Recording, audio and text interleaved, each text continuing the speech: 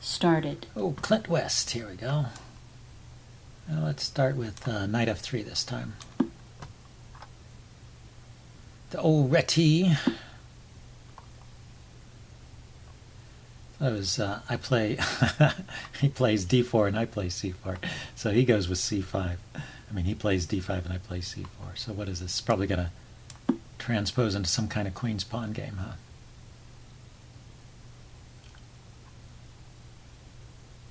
Maybe we could go for something like a Catalan.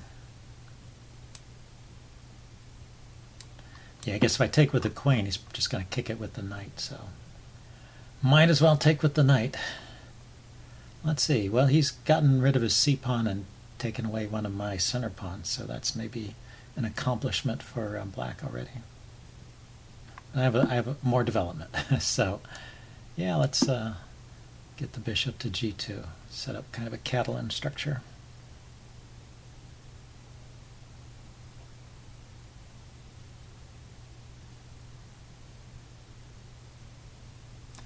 Bishop g2, knight c3, castles, and I can figure out what to do with the e-pawn.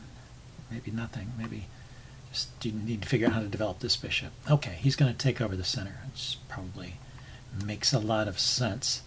I'm going to drop back down on the king side, hit this pawn. If he pushes it forward, I'm just going to go back and see if he can maintain that wedge. If he gets this big pawn wedge on the light squares here, I'll try to undermine it. I did have, a big pawn wedge played against me with colors reversed, a big dark squared pawn wedge, which was somewhat, well, my opponent got a good game out of it.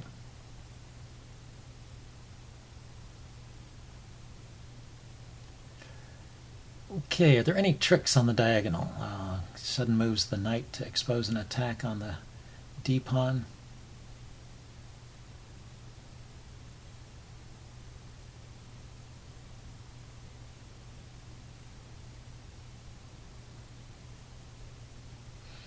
Yeah, I could win 2 pawns for the knight. Knight takes, and then queen takes or bishop takes here, but it's not worth it.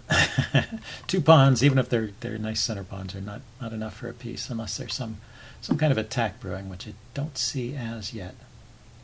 So I'd like to castle first. He's still not committing these pawns. He can push them forward. I can still play knight to d4 if he plays e4. The other option I was thinking about was bishop to g5. It makes sense, but if he kicks it, I have to trade. I can't. It's one of those situations where, or retreat. Can't go back and stay on the pin. So bishop g5 does not look like it's doing that much.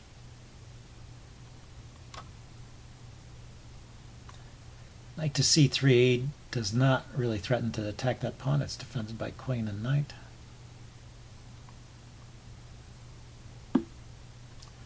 Clint West from Chile. Okay, so maybe he's just going to castle. Can I do something more dramatic here, like c4?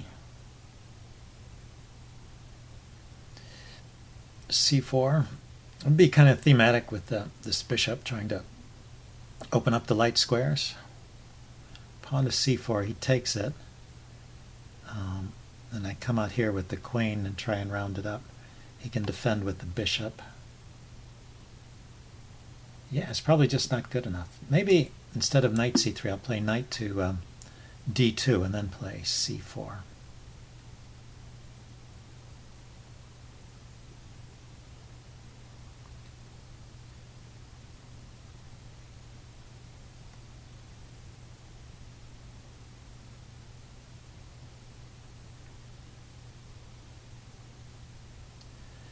Okay, what's to think here? He might just castle. That's probably what I would do here. He might develop his light squared bishop. Does he have any crazy attacking ideas with the knights coming forward? I don't see them. He has a bishop pin over here.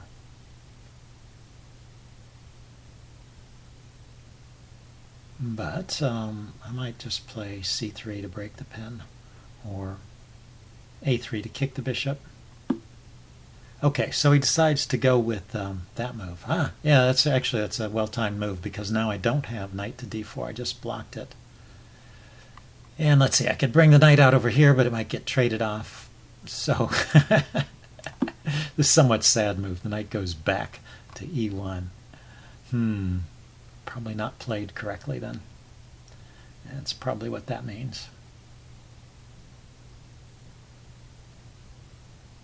Still c4 to undermine. Seems like an idea. If the pawn comes forward, I can take on e4. Right, c4, d4, knight takes e4 because it's defended by the knight and attacked by knight and bishop. And that would give me a little bit of space back. So I need to do something like that. I can't stay in this crazy crazy configuration with my pieces here. What helps me here is he hasn't got a whole lot of development just yet. But he defended the e-pawn. So now if I play c4, he really can play d4.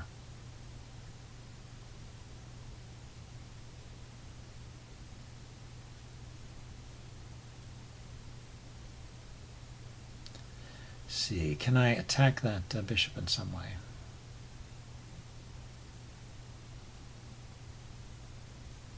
Well, I need to get that pawn going anyway. Opens up a square, knight c2 for my knights. The knight can go from c2 to e3, kick the bishop back, maybe something like that. But if he plays d4, I'm not sure what I'm doing. Looks dangerous. Dangerously close to getting squashed here. Yeah, there he goes. So the two knights that are hitting here are not sufficient. I mean, the two pieces that are hitting there.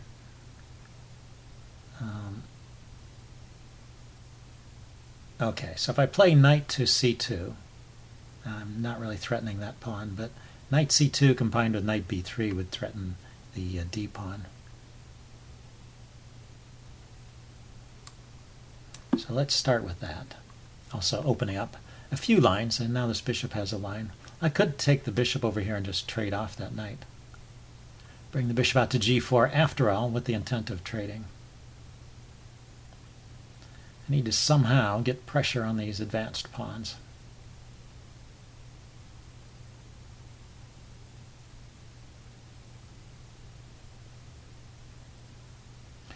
Let's see, if he pushes with e3, pawn takes, bishop takes, right? And I am still okay. Get a pawn, and one of my pieces comes out. If he pushes on with d3, then I take, he takes. I take with the knight, takes with the bishop. Actually that's pretty interesting for him. I can't take that pawn. It's supported by the queen and the bishop. If he plays d3, takes, then I'll have an advanced pawn that's isolated, and I could try and blockade it and try figure out how to undermine it.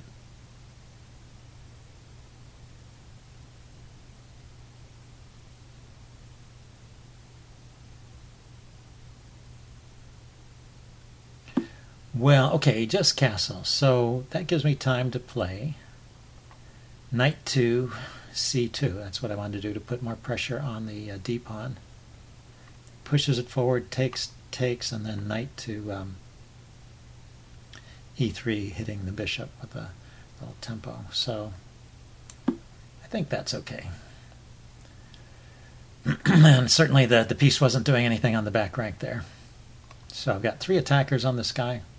He can bring another defender in with the dark squared bishop. No, he can't.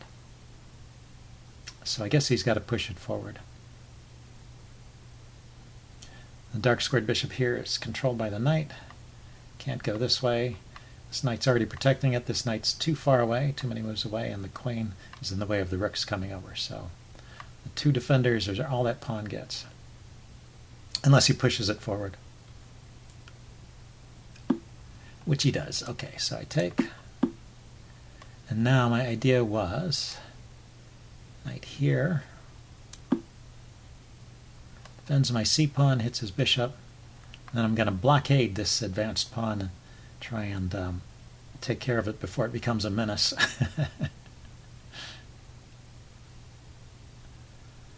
menacing, advanced, isolated pawn. It's both strong and weak. It's controlling squares around my king, but it's not supported by other pawns, so it has to be supported by pieces. But it's so far advanced that I have trouble putting things in front of it. Like I can't line up a bunch of rooks against it or something, because it's already to the third rank. So I have to kind of attack it from the side, surround it, and chase his pieces away. Yeah, so let's blockade with the bishop, I guess.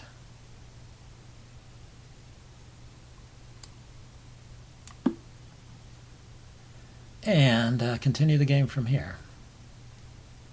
Let's see, I have this open diagonal, which is the goal of this setup. I just have this uncomfortable pawn on d3. See, I don't know. It'll be interesting to see what the chess engine makes of this position. Whether it likes white or black, I really can't tell. I have knight to d5 here. Knight to d5, knight takes, bishop takes. He's just going there. So if I take it, he will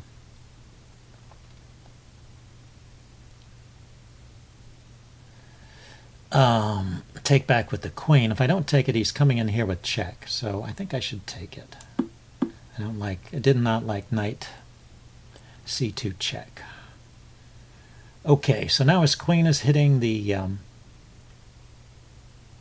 c pawn, which is defended by my knight, but it keeps my knight from moving. Let's see, I can place my bishop on c3, kick his queen back. Let's start with that.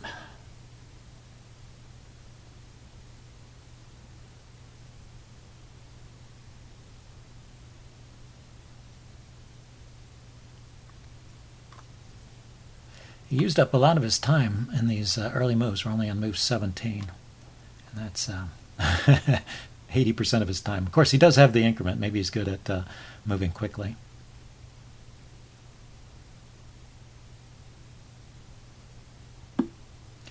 Yeah, so I was thinking move the queen forward, put a rook behind the queen, and then maybe figure out how to bring the knight or the bishop around to attack that pawn. In the meantime, his knight can come into this square. I'll have to chop it off, right, with my bishop, which is a bit unfortunate, huh? Maybe I should take the knight right now. But that gives him a good diagonal here. Tough call. Or knight here. So knight here, he could take it with the knight, I take it with the bishop, or he could bring his knight into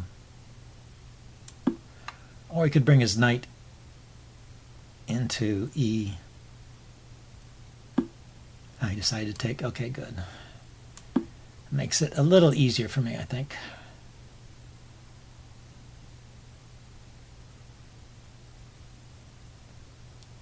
This bishop is well supported there. Let's see, I can play my queen up, and if he tries to attack it with his bishop, I can block with the f-pawn. If he places his bishop here first, I can block with the f-pawn. Yeah, so I think I'll be able to surround this. Okay, and he decided to go there.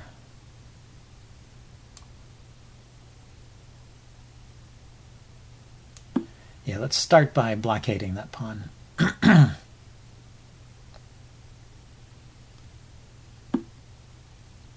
Oh, that's interesting.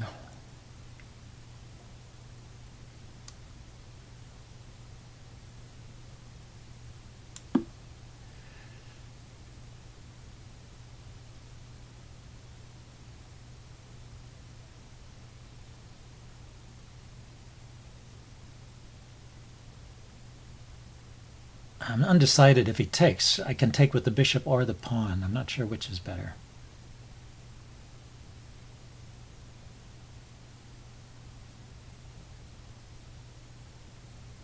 If I take with the bishop, his queen can attack. So, yeah. Oh, he didn't take. He just pushed that pawn forward. That surprises me. Thought this bishop was on a good diagonal here. And I will keep it there. Okay, he wanted to get that bishop activated. Let's bring the rook over.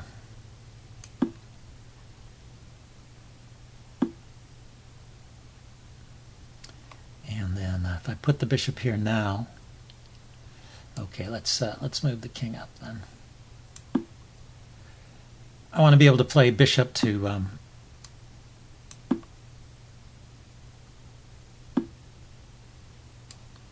check.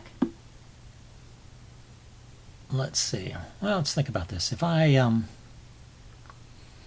play f3, I want to play bishop to e4, supported by pawn to f3.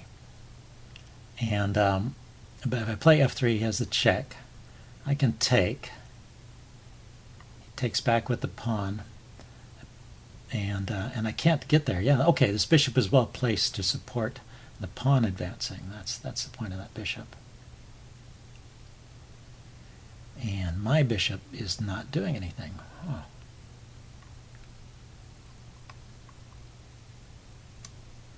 Okay, so let's bring this bishop back here.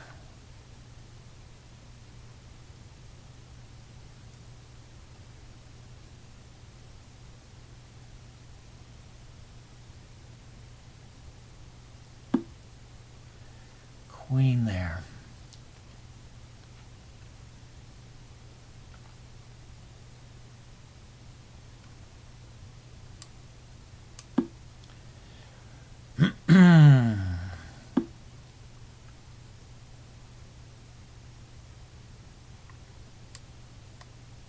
I wonder if I oppose the queen. Oh, now you can take and win a pawn.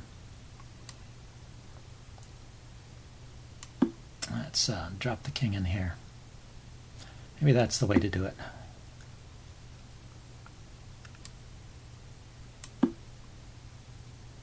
Left my pawn hanging. He could have just grabbed a pawn there. So sloppy. Okay.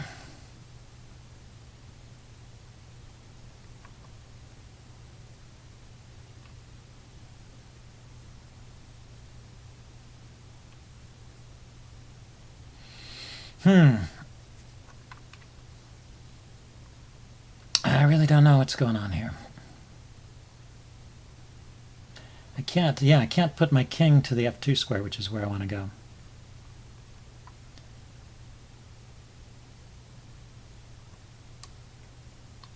If I do that, I'm losing the h-pawn, which he has now spotted. Okay.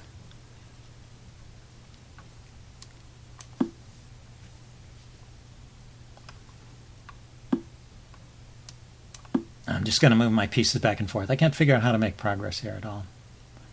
And I don't want to lose this game.